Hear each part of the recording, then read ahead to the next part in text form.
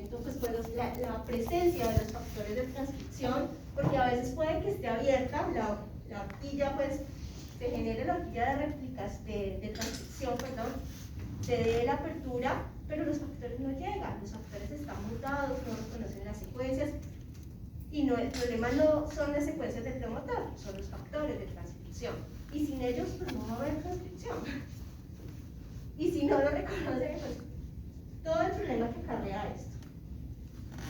Posttranscripcionales, que es el procesamiento, como les decía, enfocado en el splicing, el transporte. Entonces, ¿cómo va a darse ese transporte? ¿Cuáles son las proteínas que se encargan de reconocer esas modificaciones que tiene que tener el ARN mensajero maduro y los ARNs que van a salir al citoplasma? ¿Qué modificaciones son claves para que estos transportadores lo reconozcan y puedan pasar a través del polo nuclear? La degradación y es la estabilidad, ¿no? Ya la degradación dentro del citoplasma, o sea que antes de la traducción pueda ser degradada, entonces nos vamos a enfocar en esos 3 puntos que les decía anteriormente. La traducción, que vuelve y juega con los factores de iniciación de la traducción, principalmente de elongación y de terminación, pero digamos que los más fuertes y los más que restringen más esto tienen que ver con los de iniciación. Y ya por último, entonces, es el procesamiento de esas proteínas, que las proteínas sean funcionales, es decir, que muchas de ellas van a necesitar unas modificaciones posttransduccionales, que si no las alcanzan, entonces todo lo anterior, o sea, todo iba bien, llegamos aquí y la proteína no obtuvo las modificaciones que necesitaba, por lo tanto la proteína no está siendo funcional. Entonces ahí es donde estamos haciendo casi que la regulación de la expresión se convierte en todo lo que ustedes han visto como genómica, transcriptómica, proteómica, aquí toda junta. Entonces es cuando miramos a nivel del gen, está ok, no tiene mutaciones, el ARN se está produciendo el mensajero, tampoco hay, está todo muy bien, pero ¿qué pasa? Miren el efecto que tengo, es como si no se estuviera expresando la proteína. Entonces esos son los niveles que empezamos a ir descartando para poder entender pues la patología o la cosa rara que encontramos por ahí, la cosa inusual, que puede estar en cualquiera de estos niveles. Y todos esos niveles hacen parte de la regulación de la expresión química y el control de la actividad. Entonces, enfoquémonos en el primero. En el primero, entonces, recordemos que por más de que haya factores de transcripción, por más de que haya ARN polimerasa presente, si no puede acceder a la región promotora, no va a haber transcripción. Y ese acceso, pues, lo brinda una cromatina descondensada, o sea, que se dé, que esté relajada, porque si está muy condensada, pues no va a acceder nadie. Y en eso es donde juegan unos complejos remodeladores de la cromatina. Esos complejos remodeladores de la cromatina, miren, chaperonas de histonas, modificadores de histonas, que, acordémonos, la histona tiene una carga positiva, el ADN tiene una carga negativa, y por esos residuos de lisina, de arginina, en algunos casos pequeñodistidina que también tienen, con esas colas, hace que pues esté más junto, sea más, se enrolle más el ADN sobre la histona y sea más difícil acceder a la información. Además, por el tipo de conformación que tiene la hélice, las bases quedan hacia adentro. Entonces, las bases están quedando hacia adentro. Y esto está súper condensado y pegado a la proteína, pues complicado acceder. De ahí es donde intervienen todos esos complejos proteicos que remodelan, porque necesitamos que sí, la información esté guardada, esté salvaguardada, pero que también se pueda acceder a ella. Y ahí es donde empezamos a ver cómo estos remodeladores comienzan en algunos casos inclusive a remover histonas, que son las chaperonas que vemos ahí, otros en los que dicen, bueno, no necesitamos removerlas, sino que esto se descondense lo suficiente, y en esa descondensación pues participan, por ejemplo, modificadores, que es romper con esa carga positiva, por ejemplo, que tiene la histona, para que haya una distinción del ADN y entonces se pueda acceder a él. Las modificaciones pues, clásicas, está acetilación y desacetilación de histonas, que eso es una modificación covalente reversible, recuerden que son proteínas, entonces maneras de regulación, ¿sí? Gana el grupo acetilo o pierde el grupo acetilo. Entonces tenemos enzimas encargadas de acetilar y desacetilar. Y la otra, pues de las más comunes, pues que sean las únicas, la metilación del ADN, principalmente citocinas. En cuanto a la acetilación, entonces miremos los extremos N-terminales de los octámeros de histona, las famosas colas, que tienen, realmente son residuos de lisina. Y esos residuos de lisina son importantes porque, miren, la lisina es un aminoácido cargado positivamente. Entonces esa carga, ese grupo amino, es lo que va a darle más fuerza a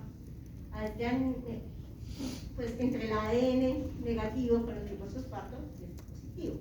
Ahora, ¿qué pasa cuando se sufre la acetilación en estos residuos? Pues miren, con la ganancia de ese grupo acetilo se perdió la carga positiva. ¿Sí? Y al perder la carga positiva, pues entonces se está perdiendo la carga que hace. Exactamente. Entonces, en el caso de la acetilación, que es lo que estamos viendo, miren, se relaja y la ARN polimerasa, los factores de transcripción, todo eso pueden acceder a esa secuencia y entonces estamos diciendo, bueno, se está favoreciendo la transcripción de estas regiones, de estos genes, en ese cromosoma. Pero cuando ocurre lo contrario, y es que removemos, o sea, la desacetilasa remueve el grupo acetilo de la lisina y se recupera nuevamente la carga positiva, entonces ¿qué va a pasar? Pues que se hace más, se condensa más y al condensarse pues no tiene entrada ni los factores de transcripción ni la polimerasa. Entonces eso juega como un represor, la acetilación promueve la transcripción, la desacetilación juega como un represor de la transcripción. En el caso de la metilación del ADN, las más susceptibles a esto son las citocinas. Y para eso existen las famosas ADN metiltransferasas, o sea, son enzimas, muchas ADN metiltransferasas que vamos a encontrar, que son importantes porque es un evento que no es tan particular, o sea, es un evento constante. La metilación no es tan inusual como pensamos. El donante de grupos metilos por excelencia que utilizan las ADN metiltransferasa es esta molécula de acá, la S-adenosilmetionina, una molécula que viene del metabolismo, del catabolismo de la metionina. Entonces es uno de los segundos metabolitos que uno empieza a ver cuando empieza a catabolizar la metionina. Y particularmente es una metionina a la que juntamos con una adenosina. En esta configuración de S-adenosilmetionina, el grupo metilo queda muy expuesto, muy fácil de donar. Por eso se convierte en la molécula con la cual se pueden transferir grupos metilos muy fácilmente, el donante de grupos metilos por excelencia. Y por eso las ADN metiltransferasa requieren siempre trabajar con sangre. Es fácil, efectivamente, es muy fácil transferir ese grupo metilo que está ahí prácticamente expuesto, quítenme, y transferir. Entonces, eso es lo que está haciendo. En esa reacción, roba el grupo metilo, se convierte en S-adenosina, producto que sale, y transfiere el grupo metilo a la citosina, convirtiéndola en 5-metilcitosina. ¿Qué va a pasar con esa 5-metilcitosina ya en términos prácticos? Cuando tengo un montón, no solo uno, ¿no? Pensemos en grandes cantidades de citosina que pasaron de estar así a convertirse en 5-metilcitosina, a tener este grupo metilbromuro. ¿Solamente pasa en la citosina? En la citosina, particularmente el efecto lo vemos en las citosinas. Tenemos una gran cantidad de citosinas. Tenemos una región promotora que tiene una gran cantidad de citosinas. Y en base a que esas citosinas se les comienza a unir un grupo metilo. Entonces, al adquirir ese grupo metilo, esas citosinas ya comienzan a generar un impedimento sobre los factores de transcripción que se unen en esa región promotora. Entonces, esto es importante porque a pesar de que haya, por decir algo, acetilación de las histonas, pero la región promotora tenga estas islas, famosas islas CPG, o sea, gran cantidad de citosina guanina en el camino, si están metiladas, comienzan a generar impedimento para los factores de transcripción.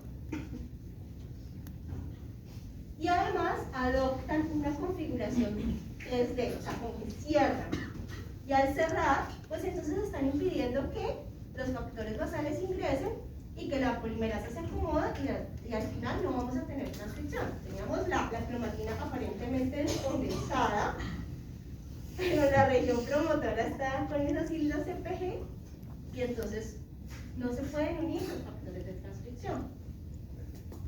Y eso, por lo tanto, va a inactivar la transcripción.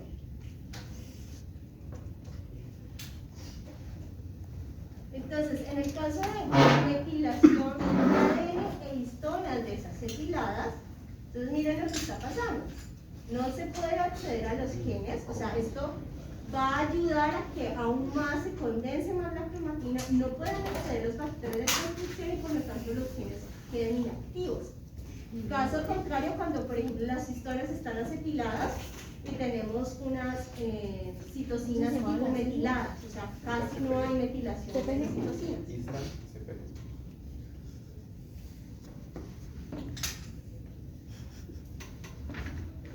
Algo así. Entonces, ¿cómo se enciende, no?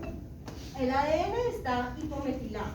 Entonces, puedo tener una que otra citosina metilada, pero no tengo una gran cantidad, ¿sí? En este bloque no tengo una gran cantidad de citosinas metiladas, porque eso es lo que va a hacer el efecto. No que haya una, dos o tres. Son 100 y de 100 tengo 80 metiladas, pues obviamente me genera el efecto. Pero tengo 3 de esas 100, pues no pasa nada. ¿Sí? Eso es lo importante. Lo otro es que histonas, por ejemplo, hiperacetiladas, claro, están relajando. Entonces, está relajando y eso hace que los factores se puedan unir, la polimerasa pueda acceder y, por lo tanto, tenemos genes que están activos, la expresión de esos genes está alta. En el caso, pues, de ADN hipermetilado e histonas hipoacetiladas, pues tenemos lo contrario,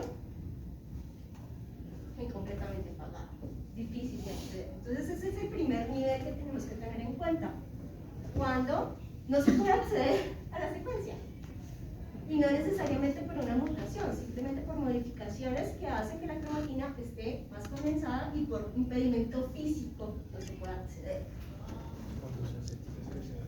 Ahora miremos a nivel transcripcional. Entonces, acuérdense que habíamos hablado de que en la unidad de transcripción vamos a tener unos elementos cis y unos elementos trans. Esos elementos cis hablábamos que son todo lo que está sobre la misma hebra, sobre la misma secuencia del gen que se va a transcribir. En este caso, pues los elementos cis es el promotor, el potenciador o enhancer y los inhibidores, que están al mismo nivel, por así decirlo. Pero que a su vez, la interacción con esos elementos cis depende de unos elementos trans. Esos elementos trans son todo aquello que viene de una hebra o de un gen diferente del que estamos hablando, ¿no? En el que nos estamos enfocando. Y en ese caso, los elementos trans pues son los factores de transcripción principalmente.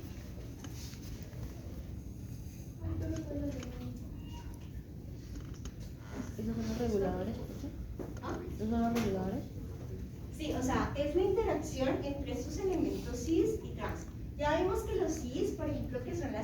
secuencias ya siguió mutuas secuencias, eso es mutación. Entonces es una manera como de generar cierto impacto. Pero lo otro es que los reguladores de los elementos trans reconozcan estas secuencias, reconozcan o no reconozcan, estén o no estén presentes. Entonces, aquí lo vamos a ver más con la presencia o ausencia de estos elementos trans. La regulación es como lo ven del cis y el trans. Exactamente.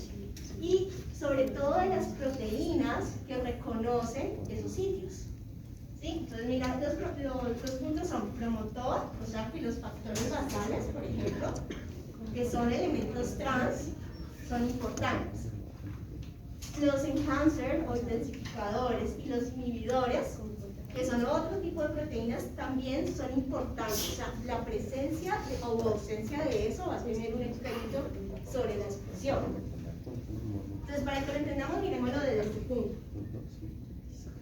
Si yo pienso hablar sobre el nivel de transcripción, o sea, qué tanto volumen o rapidez con la que se transcribe una unidad o un gen, tengo unos elementos básicos, y es decir, que con solamente los factores de transcripción basales se está dando transcripción.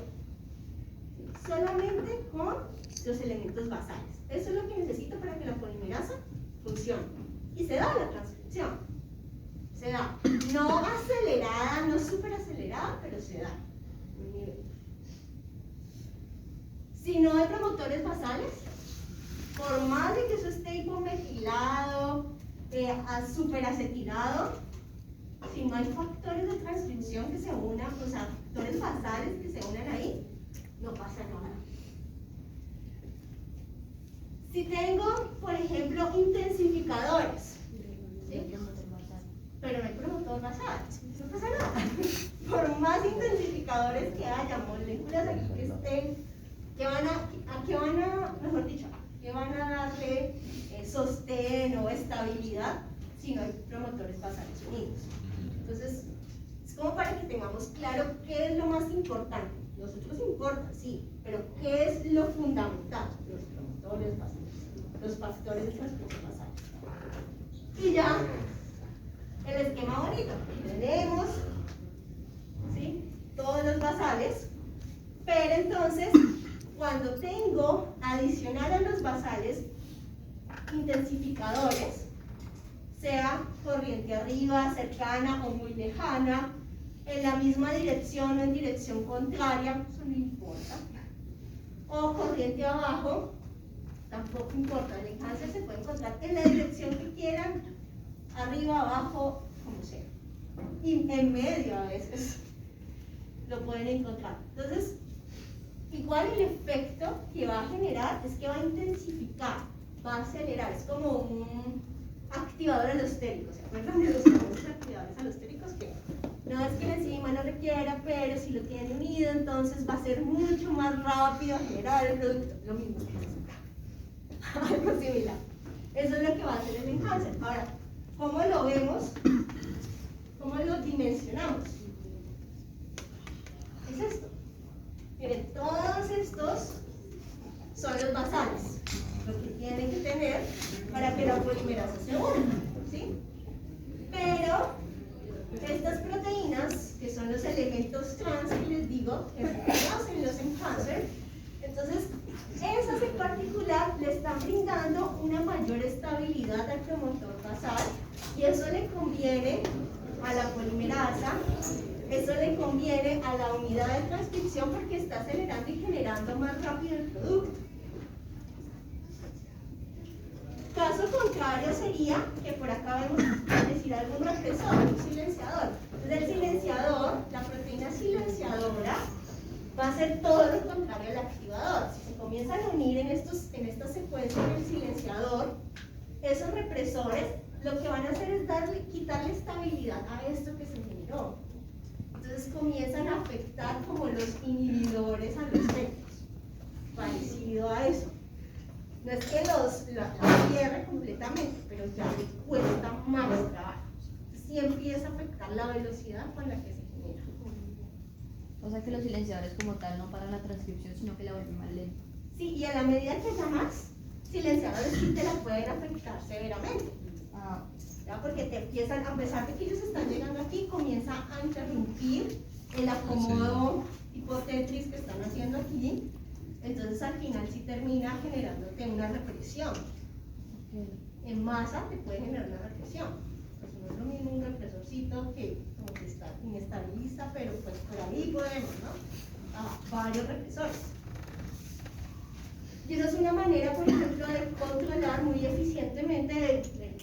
Sí, inicialmente esto se generó, pero no, un momento, no necesitamos mensajeros. Entonces aumentan los represores y dejan como detenida la transcripción en ese momento. Cuando los represores se vayan y aparezcan los intensificadores, entonces evito perder todo esto. De cierta manera, es como ponerle una pausa y evitar el gasto que les en eficiencia en recursos. Formas en las que los factores de transcripción pues, se activan, y es importante porque realmente los factores de transcripción tienen una vida media muy corta. O sea, casi que se producen, van, ejecutan su función y se degradan. Porque además pues son bastante importantes, pero también asimismo en la vida media. Las maneras de controlarlos, por ejemplo, con la formación de complejos. O sea, se generan como un monómero, pero como monómeros están inactivos y solamente cuando se necesitan se genera la otra contraparte que al formar el complejo, al formar el químero, ya lo activa. Entonces el factor funciona, va, reconoce, ¿verdad? Y se activa. Otros es mediante la liberación de un inhibidor, es decir, se produce, pero, por decir algo, este inhibidor citoplasmático lo tiene ahí como capturado. En el momento en el que el inhibidor se fosforila, se libera el factor pues, de la represión y puede ingresar al núcleo. Otro es bloqueando la entrada al núcleo, también. Entonces también es otro tipo de regulación que lleva a que el inhibidor, el que le está bloqueando el paso al núcleo, se libere, lo libere y él puede ingresar facilito al núcleo sin problema. Receptores también por unión a ligando, que de esta forma ya puede ingresar al núcleo. Entonces, como para tenerlo, pues claro, necesitamos los factores de transcripción bastante, pero no llegar a un punto en que todos estén activos en un momento y para dónde van, ¿no? Entonces es como tratar de tenerlos ahí. Y la otra es por modificación directa sobre el factor. El factor está desfosforilado, sale así de forma inactiva, pero cuando es fosforilado, entonces ya se activa. ¿Esto que no pasa? Por favor.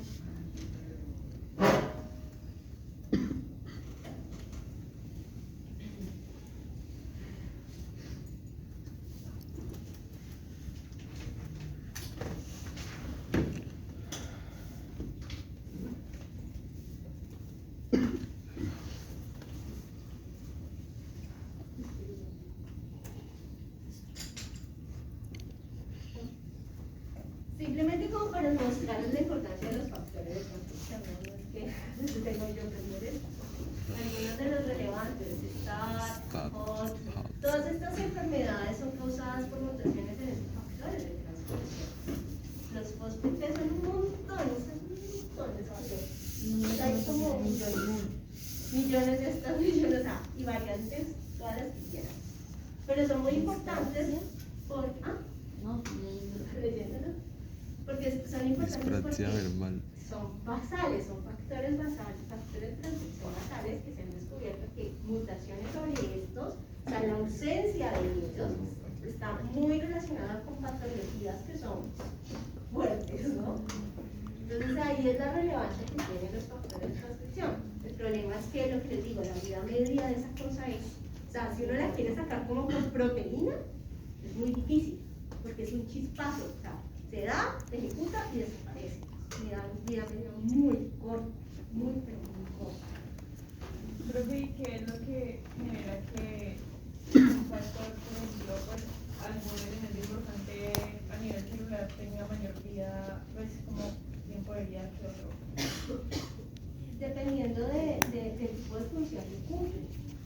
como estos están encargados de, bueno, necesitamos que esta unidad de transcripción genere el transcrito, pero yo no puedo estar sobretranscribiendo cosas sin necesidad, y este factor puede ser importante para esta unidad, pero para esta otra, para esta otra, para esta otra, para esta otra. Entonces tiene varias opciones, no tiene solamente un promotor de entrada, sino que puede tener muchos. Entonces, ¿cómo hago para que vaya solamente a este que le abrí, pero no me vaya y se me pegue en otro que también de pronto esté medio abierto y que no quiero que se me exprese? Entonces, de cierta manera, eso es lo que hace que la vida media de la proteína sea tan baja, tan corta, para evitar que vaya y salte y me transcriba en otros lados. Por eso. Profe, por ejemplo, en el cáncer de mama, se ve aquí como una sobreexpresión de los factores de transcripción con la Conocencia gente. de ellos. Conocencia de ellos. Entonces, no sé si se está creando, por ejemplo, un supresor tumoral. Que necesitas. Entonces, si el factor no está, no es que el gen esté mutado para la supresión, para generar el supresor tumoral. Lo que pasa es que el factor de transcripción específico para ese supresor tumoral no se está produciendo. Y ahí sí, el gen está perfecto, él está ahí óptimo, digan, ya, transcribamos, pero el que viene y ayuda a no aparece, entonces, o no hay, o está mutado, no lo reconoce, entonces es otro problema. Y eso es como para que miremos lo que son esos factores de transcripción en la medida en que llevan a la misma diferenciación celular. Entonces partamos de una célula madre en la cual se dividen dos hijas. Una hija es idéntica a ella, pero la otra por ahí ya apareció un factor, empezó a expresar un factor de transcripción diferente. Entonces, acuérdense, la moria, algo así. Las siguientes, entonces, pues, ocurre división celular, esto sigue siendo igual, pero acá ya apareció un factor de transcripción que la otra no tiene, muy diferente. Acá ambas continúan con el factor, pero a esta le apareció un nuevo. Y empiezan a dividirse, y en lo que se divide, miren lo que empieza a dar. Una pierde uno, se queda con uno y acá le apareció otro. Acá, esta tiene uno nuevo, con relación a esta. Otra siguió la misma línea. Entonces, de esa forma vamos viendo cómo las células empiezan a diferenciar, empiezan a generar, y esos patrones, esos factores de transcripción que se mantienen en esas líneas, mayoritariamente es lo que empieza a determinar el tipo celular que va a ser. ¿Sí? ¿Preguntas, dudas?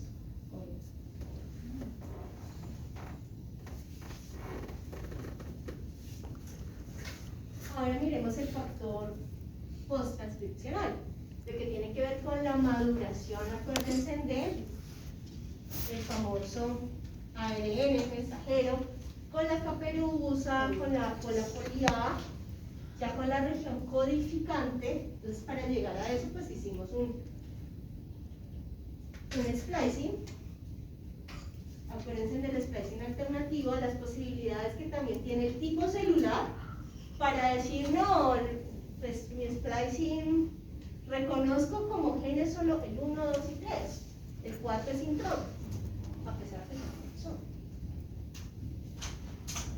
Tipo celular 2, 1 y 4 son exones, para mí 2 y 3 son intrones.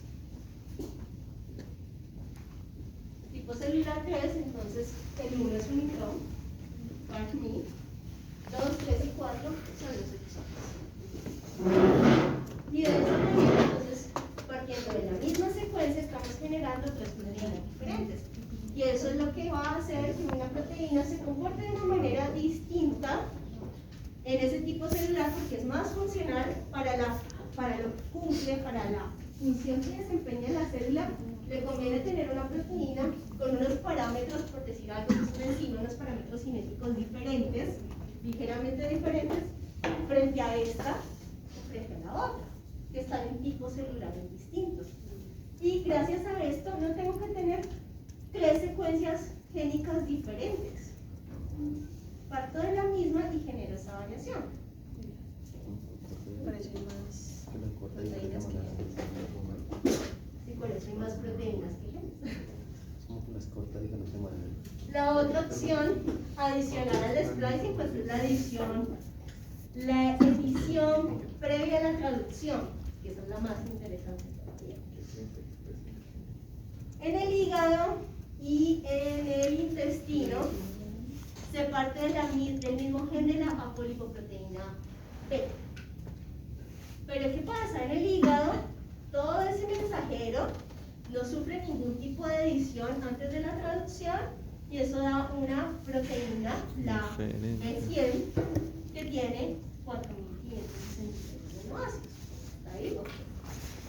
En el intestino no es que cambie la secuencia sigue igual, el mensajero se madura igual, pero antes de traducirse se genera una edición de ese mensajero en una posición en la cual me cambia este codón, esta base, y me la convierte en un codón de terminación.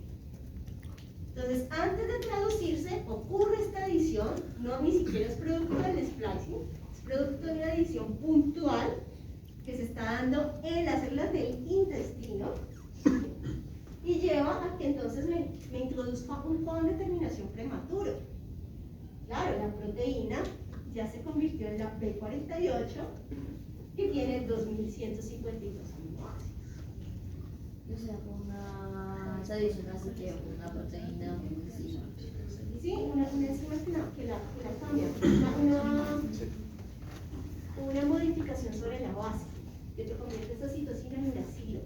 O sea, que encima, o bueno, que las enzimas son las que encargan de hacer eso. Sí, no me acuerdo si la desamina o algo, o sea, estoy tratando de acordarme el cambio, la modificación Ya. del grupo funcional que le hace y te convierte la citosina en uracilo. Creo que la desmetila. Le quita un grupo metilo y eso la convierte en uracilo. Entonces, claro, a la hora de leer esa posición se lee como UA y eso es un codón de terminación. Ok. Sí, sí. Y ese tipo de enzimas que hacen esos cambios están por montones también. O sea que la edición siempre va a ser la creación de un codón de terminación. Esa edición particular para el caso del intestino al intestino hace esa modificación. ¿En qué lo favorece? En que mira que ya la proteína es ligeramente diferente y esa es la que reconoce, es la que forma los kilomicrones. ¿Se acuerdan que los kilomicrones es lo que transporta los lípidos que consumimos de los alimentos? Pues y esas se forman en el intestino. Casi que todas las otras lipoproteínas se generan en el hígado. Todas las demás se generan en el hígado. Entonces en el hígado, ok, se sigue formando, pero la variación no es ni siquiera en la secuencia, la variación es ya a nivel post-transcripcional que se está realizando y es hígado en el intestino y funciona perfecto. Profe, o sea que entonces los ARN, dependiendo como en qué célula esté, pueden sufrir editaciones y Claro, porque formar diferentes tipos de no proteínas. están en un ambiente vacío, o sea, cuando salen al citoplasma, aunque se generan unas modificaciones y una manera como de protegerse, igual están sujetos y son susceptibles por la secuencia, por todo, a un montón de cosas que están en el citoplasma. O sea, puede ser algo hasta aleatorio, o sea. No sé. Exacto, también puede ser Ahí, algo aleatorio. ahí sería como lo de la epigenética, que son factores aleatorios. Exactamente. Esa, por ejemplo, esa edición es una modificación epigenética. Ujú. Porque realmente no están haciendo, sí están generando un cambio, una sustitución, pero debido a que no es que esté cambiando y sacando la base, pues, e introduciendo otra, no, está simplemente quitándole un grupo metilo. Quitándole un grupo metilo, una enzima le quita. Entonces, ¿qué uno espera? Que en simultáneo cuando se esté generando este transcrito, también aumenta la expresión de esas enzimas que desmetilan la citosina para favorecer ese cambio en particular, esa susceptibilidad.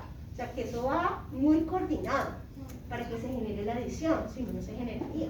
Pero es por el ADN que sí. Y que eso no es lo que está ocurriendo acá en el hígado. Todo lo contrario. La especialización, ¿no? ¿Ah?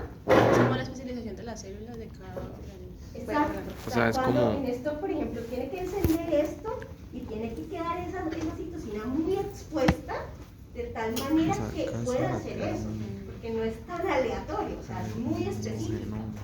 Y es tan específica que se genera, o sea, constantemente ese codón de terminación generando esa proteína. Y es funcional, o sea, la necesita el hígado.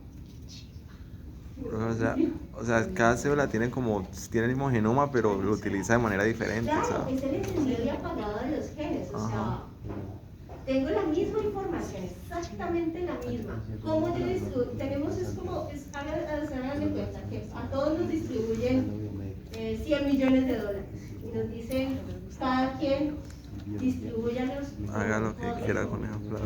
Habremos unos que nos gastamos los 100, quedamos pobres en una semana, otros los triplicamos, ¿sí? O sea, todo el mundo, porque cada ente pues trabajó y partimos de lo mismo. Es así, igual con los tipos celulares.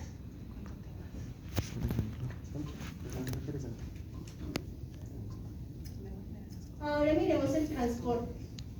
Entonces, como les decía, cuando veíamos la parte de producción, recuerden que yo les decía, miren, es que esas modificaciones no es que queden así solo, ay, la cola polida, así suelta, libre, no. Eso realmente se va formando como un circulito. El circulito es porque hay unas proteínas dentro del núcleo que reconocen esa cadena, esa cola polida y se unen a ella. Hay otras que reconocen la papelusa, se unen a ella. O sea, hay varios elementos que se comienzan a unir y todo esto son proteínas que se van asociando a esos ARNs maduros que van a ser, o sea, que terminan siendo como proteína señal para que pueda atravesar el polo nuclear.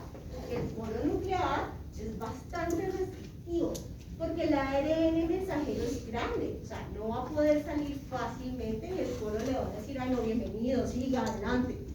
No, o sea, le pone una restricción súper fuerte, además, que es un complejo de proteínas enorme. Entonces que Tiene que cumplir con eso y tiene que tener también unas proteínas motoras, la famosa RAM-GTP, que impulsa esto, o sea, conecta que mueva, energía, gracias, muévete. Espera que se una a las esportinas y la saca ahí. Y las esportinas, exacto. Entonces todo esto es lo que va a permitir que él atraviese el polo nuclear. Y con cuando atraviesa el polo nuclear, varias de esas proteínas que sí se quedan. O sea, ayuda para que en caso que el polo capture esas proteínas y en la medida que captura, el mensajero puede salir. O sea, son sus señuelos, básicamente, como que quédate con ellas y por aquí yo paso. Un poquito de esa manera. Y estas otras proteínas que salen con el mensajero también son importantes porque son un punto de reconocimiento para los factores de iniciación. O sea, no es tan, ay, sí, tan bonito, llegaste, ¿cómo te reconozco, no? Eres mensajero, sí, pero entonces, ¿cómo distingo el mensajero del micro que salió? Que también salen, o de otros ARN funcionales que no son mensajeros y que no tienen por qué ser reconocidos por los factores de iniciación de la traducción. Entonces, es como decir, bueno, ¿cómo hacen estos, que son proteínas, para reconocer que esta en particular es la que se va a traducir? Porque van a salir un montón de ARNs funcionales también al citoplasma, pero no son mensajeros. Y es justamente por esas proteínas de reconocimiento sobre esas modificaciones que se hicieron. Esa es la parte interesante. Miren nomás el polo. Miren esto. Esto no va a ser fácil de que las moléculas salgan fácilmente y sobre todo moléculas tan grandes, tan pesadas como ARN, cadenas de ARN. O sea, necesita tener el complejo con las proteínas porque si no, no van a poder pasar a través de la proteína. Ahora enfoquémonos en la estabilidad. Y la estabilidad también va a depender de la presencia de las capping, o sea, las que son las que se comen la caperuza exonucleasas que se comen la cola peliana.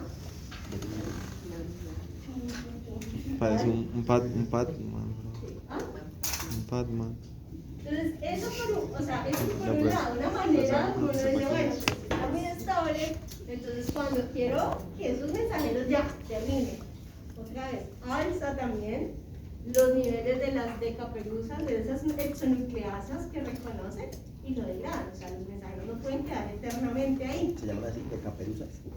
Ajá, sí, bueno, es que sí, bueno, 5 prima, Sí, bueno, 10 sí. prima, No. dejemos De los nombres. Dejémosle de K, X, R, N. Ya, ya. Del 5' y el 3'. El otro método, que luego lo vamos a ver ya como más en detalle, más adelante, es micros y pequeños RNA de interferencia.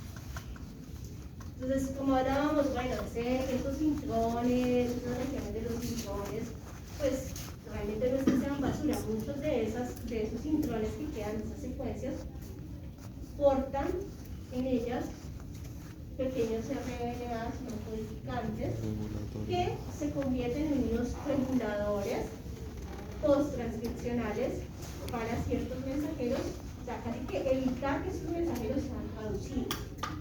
Los micro y los pequeños RNA de interferencia se diferencian particularmente en que un micro no necesita ser complementario al 100% al ARN mensajero que quiere inhibirle la traducción. Puede tener una complementariedad parcial. No todas las vacunas a ser 100% complementariedad parcial. Si hay complementariedad parcial, como se muestra acá, entonces miren, él no viene solo, él viene asociado a un complejo proteico que listo, se pega aquí, se pega al pegado, pero se pegó. Al pegado, pero se pegó. Y con eso arrastró todo el complejo. ¿Y eso qué hace? Pues que el ribosoma diga, no, pues con esta cosa con que me llegaste, ¿cómo puedo avanzar y cómo puedo traducir? Entonces, se retira, hace su salida, o sea, no continúa porque no puede avanzar.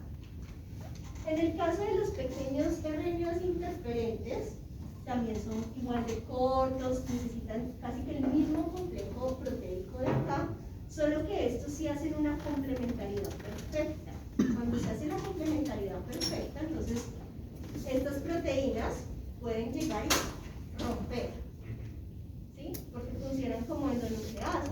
Entonces el ARN mensajero se degrada. Estas de acá no, con estas sí hay posibilidad de recuperarlas.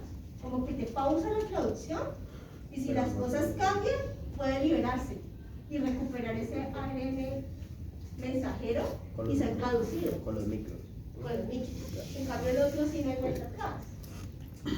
Ambos se producen endógenamente, mayoritariamente los micros, lógico, porque después de todo el gasto energético, pues ¿qué quiere el metabolismo? Que cuando cambien las condiciones se puedan recuperar los ARN mensajeros y se traduzcan y no tener que generar un montón otra vez. Entonces de cierta forma ayuda a eso porque es una represión casi que puede ser momentánea en muchos casos. Además que un mismo micro con esa complementariedad parcial puede tener cientos o miles, algunos, de blancos, porque es una secuencia no más de reconocimiento de 6 bases. Entonces la probabilidad es muy alta y no tienen que ser al 100%. Entonces con esa secuencia hay muchos que caen ahí y pueden ser reprimidos por el mismo tipo de en este sí es 100%.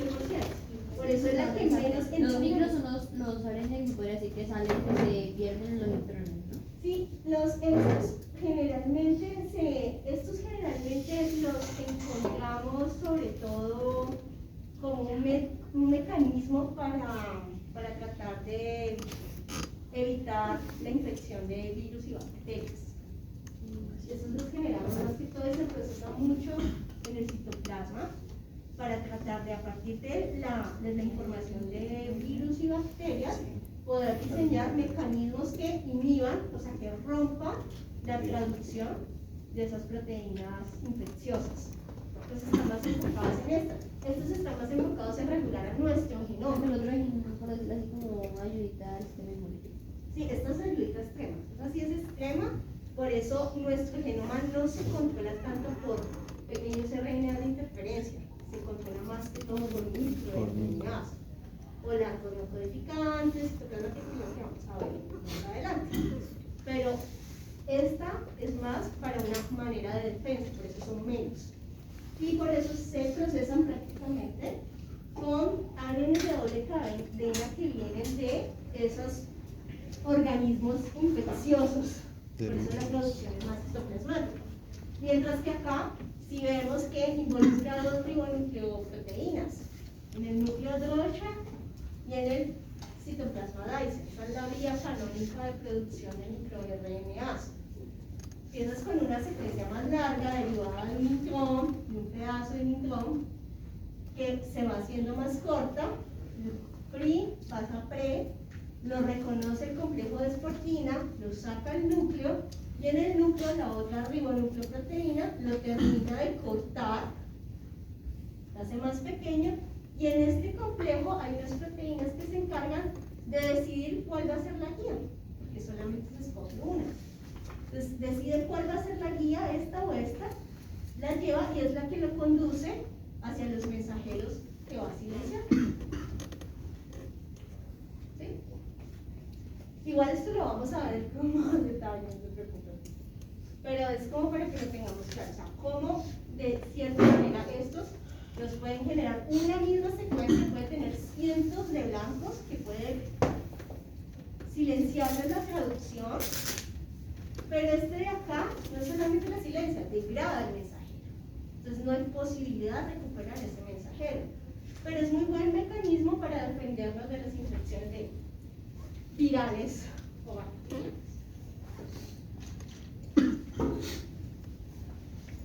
En cuanto al control de la traducción, pues la etapa limitante, como les decía, es la parte de la preiniciación. La preiniciación que tiene que ver pues, con diferentes factores y que el ARN mensajero no tenga estructuras celulares. Entonces, si forma como horquillas, eso va a ser más complicado para los factores de transcripción que puedan encontrar el AUGES y el iniciador, se puedan acoplar. Entonces, esa es la etapa que puede ser más complicada a la hora de la traducción, no tanto la elongación o la terminación, sino esa iniciación, sobre todo, el inicio de los líneas. Ejemplos de también problemas, fosforilación, por ejemplo, de los factores de traducción, unión de proteínas represoras al mensajero, entonces va a evitar que los factores de iniciación puedan llegar. Entonces, todas esas cosas juegan en que se dé inicio. Y que, pues, es claro que en todas estas etapas que tiene la transcripción y la traducción, entonces terminan siendo reguladas por varios por varias proteínas en diferentes etapas.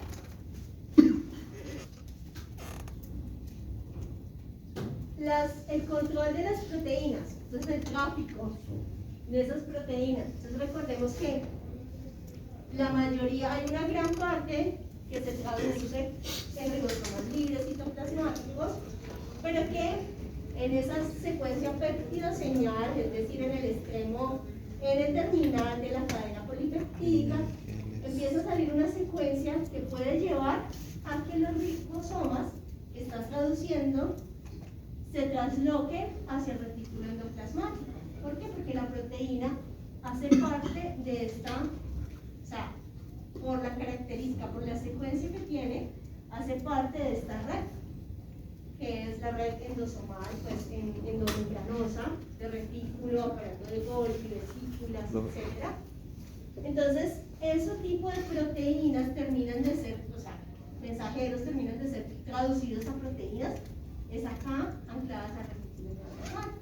Algunas de ellas van a ser parte del retículo, de la membrana, que se está reparándola, es una membrana, tiene proteínas, que se está reparándola. Otras que van a seguir y necesitan de unas modificaciones post-traduccionales que se generan aquí en el retículo, otras que van a seguir hasta complejo de Golgi, y finalmente se va a determinar si van a la membrana, proteínas de membrana, intro o extracelular, o van al lisosoma, van a degradarse, o se quedan como proteínas aquí, esperando el estímulo para salir o no salir, dependiendo de la función en la vía secretoria. Otras, pues, que son las citoplasmáticas normales que tenemos, acuérdense de todas esas rutas metabólicas que necesitan enzimas y que son de citoplasma, pues, esas son. Otras que las necesita la mitocondria, entonces también son citoplasmáticas, pero se conducen hacia la mitocondria, terminan su plegamiento y van a la mitocondria, o en el caso del plantas a cloroplasto también, y otras que retornan al núcleo, porque el núcleo necesita esas proteínas para transcripción, replicación, etc.